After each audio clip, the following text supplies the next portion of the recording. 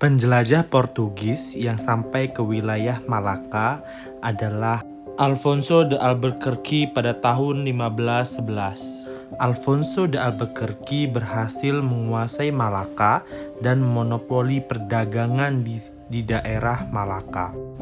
Nah, dalam kurun waktu 1511 sampai 1526, Nusantara menjadi pelabuhan maritim penting bagi Portugis dengan wilayah Sumatera, Jawa, Banda, dan Maluku.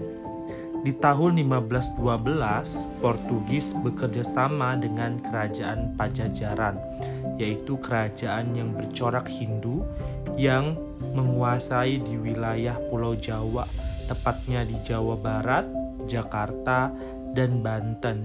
Portugis dan kerajaan Pajajaran menandatangani perjanjian dagang pada tahun 1522 yang kemudian dibubuhkan dalam bentuk prasasti yang dikenal dengan sebutan Padrau Sunda Kelapa. Dampak kerjasama antara Portugis dan kerajaan Pajajaran adalah kemarahan dari Kesultanan Demak yang merupakan kerajaan bercorak Islam, dikarenakan Kesultanan Demak khawatir eksistensi Portugis dapat memonopoli perdagangan di Pulau Jawa.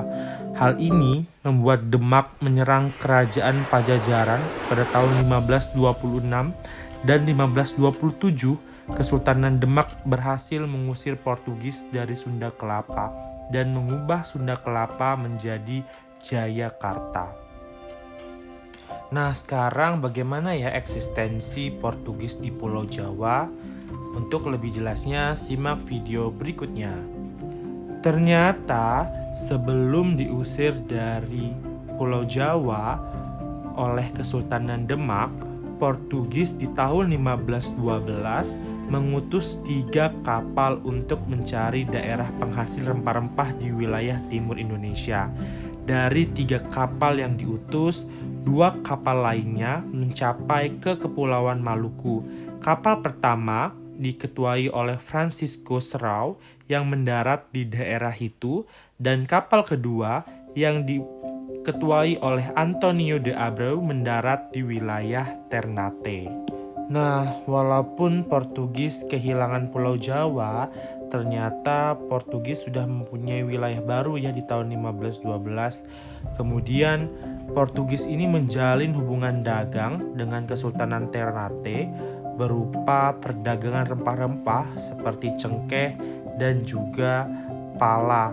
Bahkan Kesultanan Ternate ini mengizinkan Portugis untuk mendirikan benteng pertahanan yang kemudian benteng itu diberi nama dengan Benteng Sao Paulo atau Benteng Gamalama. Sekarang kenapa ya bangsa Portugis itu diizinkan untuk mendirikan benteng di wilayah Ternate? Coba kalian tulis di kertas, kemudian kalian upload di LMS seperti biasa. Nah, bagaimana ya akhir kekuasaan Portugis? Lihat video berikutnya. Monopoli Portugis akan sumber daya alam di Nusantara tidak begitu lama. Portugis berakhir setelah Sultan Baabullah dari Ternate berhasil mengalahkan Portugis di tahun 1575 dan kemudian disingkirkan oleh Belanda pada tahun 1599. Hal ini membuat Portugis menyingkir ke Pulau Timur, Solor, dan juga Flores, yang sekarang di Pulau Timur ini dikenal dengan wilayah Timor Leste. Itulah akhir dari kolonial dan imperial yang dilakukan oleh Portugis di wilayah Nusantara.